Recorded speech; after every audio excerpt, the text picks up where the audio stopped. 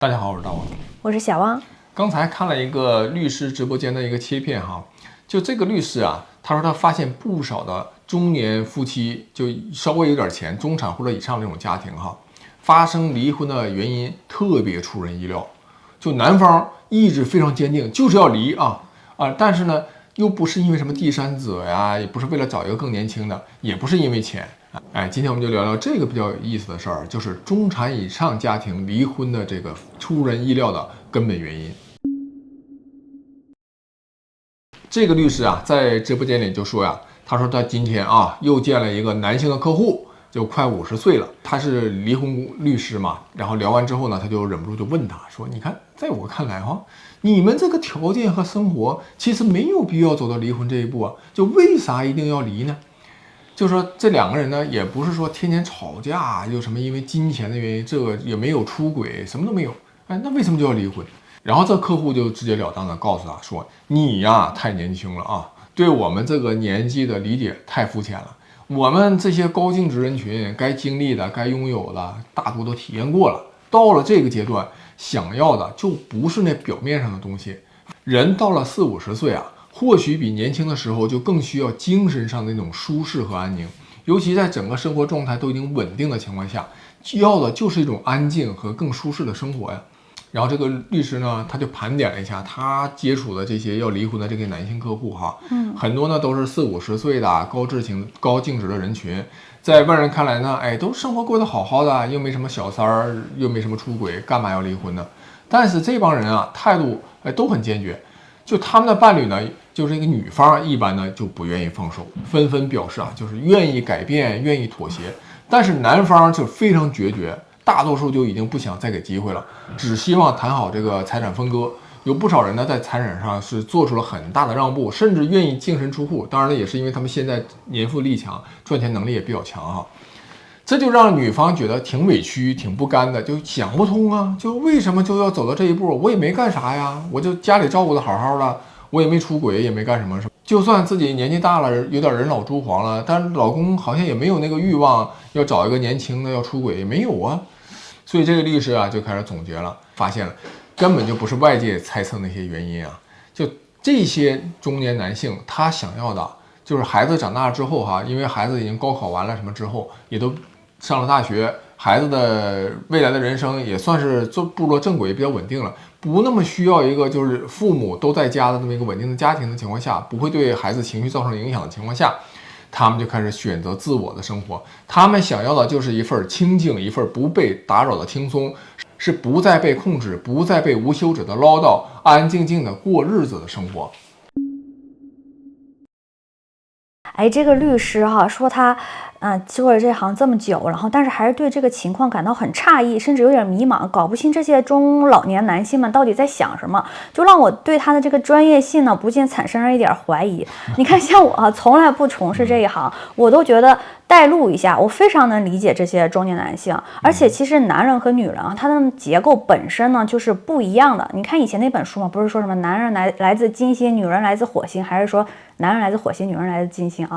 就是两个星球上的人，对，就是男呢，他天生就喜欢静，就喜欢静静。不是说很多男的下班就在车里要抽一根烟嘛，享受自己的这个孤独时刻。女人呢，她天生呢就是喜欢那种热闹一点，然后喜欢唠叨，喜欢周围有一个人，喜欢说话。这幸好是你说的，要是男的这么说的话，又说搞男女对立。对，而且你说他们都到了这个中年以上，有的甚至是老年，那你说这个孩子们肯定都大了，子女也都成年了，肯定首先是大学毕业了，已经开始工作了。他们说从这个子女养育上，觉得自己该付出的责任也都付出完了，对吧？那趁着自己现在身体状况还可以，还能出去走走的时候，这个时候离婚，自己还可以出去游山玩水的，是不是？而且这部分男性我感觉大概率也不一定会再婚了，他可能就是如果遇到聊得来的，就变成像红颜知己一样。那反正就是特别不希望周围还有一个人，就身边每天有一个人待在自己身边，然后管着自己，从吃喝拉撒到我可能出去干个啥，或者说打个游戏，或者说是打个牌还要被管着催几点钟回家，就特别不想这样。而且这个从生理上来说呢，也早就过了那种青春期荷尔蒙说需要两个人腻歪在一起的时间，早就过去了。你这个感情呢，肯定也被什么柴米油盐都磨得差不多了。其实就我爸妈举例哈，就是这样，就当我那个就是上大学的时候，他们俩就已经开始进入那种分居状态吧。就基本上是这样，然后我大学毕业工作之后，他们俩就是随着分居的时间越来越长，虽然两个人没有事实上去领证，领这个离婚证，但也差不多了。对于我来说啊，首先我已经早就这个成年了，对我来说也没有什么影响，我也不是说需要爸妈在一起养育我那种。小时候当然是很怕父母离婚，他们一吵架，你上大学之前他们离婚的话，对你还是有心理影响的，是吗？应该说小学阶段会有影响，中学阶段就已经没啥影响。中学不就做题吗？参加高考，你父母离婚，你也不需要他们呵护你了呀。就离婚了，你还不是照样做题，然后参加高考吗？其实中学就没有影响，只有小学的时候，爸妈一吵架，你确实很害怕离婚。但是上中学就明显，那上大学那就彻底没有影响了嘛。但是我出于怎么说呢，为人子女的责任吧，我还是会去劝我爸，就说，哎，这为啥呀？是吧？都已经一起过了这么久了，不都说一日夫妻百日恩嘛？那也没有什么大事儿。你说你们俩也不是说外边有人了，那干嘛？也不是说有什么原则性问题，有什么可过不下去的呢？哎，我爸就斩钉截铁，非得要啊。我妈是很想挽回的，但是呢，就我爸这边就是非常斩钉截铁，就是说不能在一个屋檐下过下去。我爸原话就是说，再跟我妈在一个屋檐下过下去的话，我爸觉得他要折寿。我说怎么了？怎么就上升到这个程度了？我爸就是说就觉得很压抑，就我妈因为管得太多，然后天天唠唠叨叨，他就觉得在一个屋檐下生活，他觉得非常难受，非常压抑。然后其次呢，觉得我妈呢就是什么事儿只顾着自己，不太会关心他。他觉得这么多年下来也没有感受到那种婚姻里的温暖，或者说是来自妻子的这种关爱，他也感觉到的很少，就感觉自己这么多年就像个工具人嘛。然后现在这工具人到头了，就必须得解放自己。然后我爸因为身体也还不错，然后现在这个退休工资对也还行，哎呦，天天自己一个人就到处就是新疆，去年1年可能都去了3、4趟了。就是前2天跟我说准备去西藏，我说你去西藏行吗？这高原反应，他说没问题的。就反正你确实感觉他就是一个单身老男人的生活那潇洒状态，你感觉他整个精气神儿哈，就是跟之前跟我妈生活在一起确实不一样。我觉得就是有很大的一个区别，就是女性离婚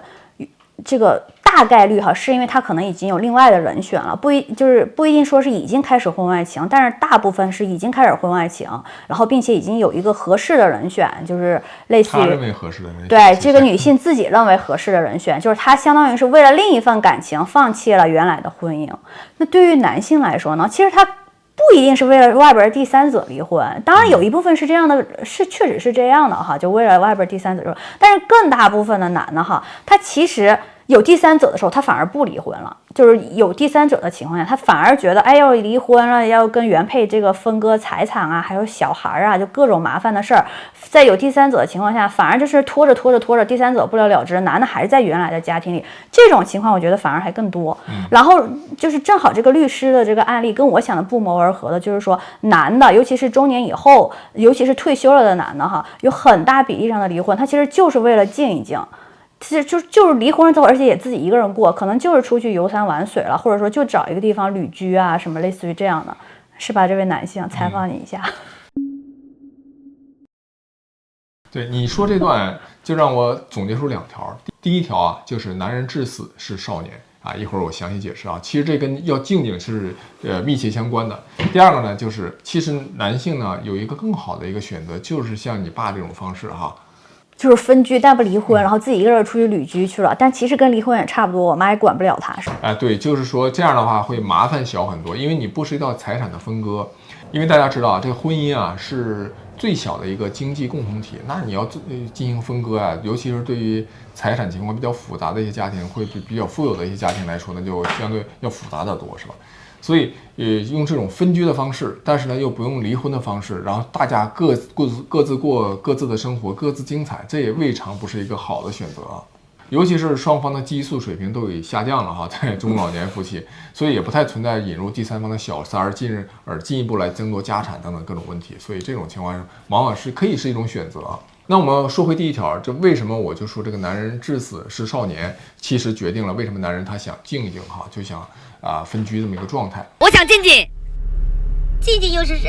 别说男人了，男孩也这样哈。就连我儿子，经常放学的时候在车上，我问他问题，哎，今天学校怎么样呀 ？How's your school day？ 跟妈妈分享几个时刻吧。不说话，就在车上望着窗外发呆。我说你怎么了？这么小就开始要静静了？现在我儿子都知道静静这个梗了。但我给各位家长分享一条什么呢？说到这，插一句题外话哈，就是我们的观众朋友们肯定里面有当爸妈的，尤其是你们的小孩，如果是在小学阶段，你们要想知道他一天在学校发生了啥，哎，过得怎么样啊？有什么开心的、不开心的？最好的时间段是什么呢？就我今天总结下来是睡觉前。这个时候啊，孩子往往会容易打开话匣子，就两个人躺在床上，你问他，他也愿意说，跟你说的也很多，而且你们这样亲子关系也好。千万不要那种放学的时候在车上问，那个时候啊，你收获的就是一个想静静的小孩。行了，你这扯得有点太远了。让我们再说回来，这个为什么现在的中年男人可以选择静静的方式来进行分居或者离婚哈？那第一啊，就是放在以前没有这个条件。你看，60、70岁的以上的这些中年人啊，他们在40、50岁的时候，其实那个时候可能兜里也没有那么多钱哈。然后如果要分居的话，就涉及到很多问题，比如住在哪里的问题、吃饭的问题、还有医疗问题、互相照顾的问题等等啊，各种问题就纷至沓来。但现在啊，就是40、50岁的中年人，往往都是一定资产的中年人，他们要么就是退休金还不错，要么就是在前面已经积累了比较多的资产，或者说现在还正当年，还可以赚比较多的钱，比较有信心。房子至少也有2套，这样的话可以一人一套，然后2个人退休工资呢就自己管自己的，自己花自己的，也挺潇洒。对，所以说他们就完全可以过一个比较不错的一个单身生活，然后而且身体健康，这个时候状态也不错。所以他们既有信心，也有能力去度过这个单身的生活。这个时候呢，往往这个男性，其实男性往往是不需要陪伴的，不像女性啊。所以你看，为什么很多中年女性他们在男方提出要离婚的时候，哎，他们就是非常的不安和焦虑，害怕被忽略、被抛弃。往往又在这个阶段，男性如果表现出对他们的疏离，他们就用习惯性的追问、控制、唠叨来抓住这种安全感，反而呢把对方会越推越远。所以你看，男性他不仅是可以忍受孤独，甚至他是享受孤独和安静的。但女性呢是害怕安静，害怕孤独。所以你可以看到，两性在婚姻的后半段，这个需求真的是完全不一样的。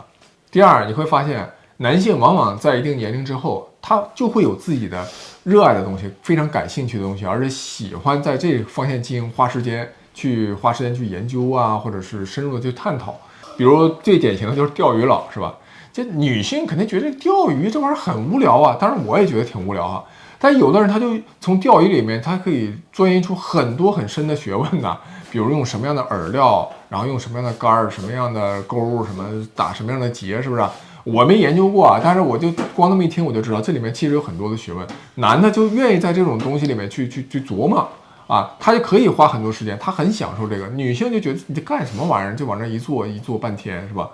当然，钓鱼佬这方面是一个初等的荷尔蒙哈，更高阶一点的，比如有的男性他就愿意在一定年龄之后愿意看哲学，是吧？喜欢去思考人生、世界观，甚至宇宙观，什么时间的维度等等。很多男的到一定阶段之后，都是上升到这个维度了哈。我就当然说高知的男性啊，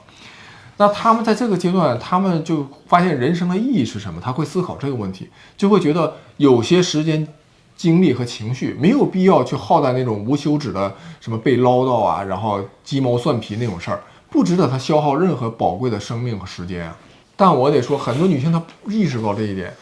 很多女性往往就沉浸在什么广场舞啊、柴米油盐酱醋茶里面，这一辈子打转的这些地方，往往就走不出来，她就没有提升到另外一个高度和维度。所以我就说啊，就在婚姻走入下半段的时候，男性和女性往往会走入分岔路。男性往往就向着他们感兴趣的方向一骑绝尘而去啊，他们就至死是少年，就是要享受自己感兴趣、玩自己感兴趣的东西。小时候是橡皮泥和玻璃球，老了之后可能是哲学，可能是世界观。女性呢，就往往呢就害怕孤独，又想去拉住这个男性这匹野马，但是呢，她可能又体会不到男性的这种乐趣。所以他就觉得这种东西很无聊，难免就会多了很多，觉得你在浪费时间、浪费精力，你搞那些乱七八糟的东西有什么意思呢？准备好这期节目，你要被我们的女观众们喷了。我只是说可能是一个普遍现象哈。我这补充一点哈，虽然我刚刚说我非常理解这个中年男性想要离婚，但是我要补充一点的是，女性啊，在离婚的时候，当然可能会就是更挽留的那一方，因为男的就是像你说的享受孤独，女的害怕孤独。但是真离完婚了之后哈，这个女性其实过得也挺潇洒的。就看我妈那个状态，对，她不是说女的就哭天喊地的求男的你别走，你别走，真不是这样。就是到这个阶段，其实大家都已经比较通透了。就是虽然女性在刚离婚的时候，一般更大比例上是不舍和挽回的，说想要两个人和好，重归于好。但是呢，真离婚了，就像这个律师说的嘛，他接触这些 case 也是说，这个有一定资产，然后家庭条件也都还比较好的这个夫妻双方，那分居了之后，女方她也是有这个一半的这个财产，然后她有自己的退休金，她其实生活质量也是比两个人绑在一起的时候要高的，他也快乐很多。是这样，就像你爸妈就很典型哈，两个人现在各自快乐。对，是不是像你说，男人自死是少年，那女人自死还是少女呢？是不是？那小王说这个也有道理啊。其实我们评论这件事儿啊，也不是说评判谁、指责谁的意思啊，就是男性和女性，他就是来自两个不同星球的。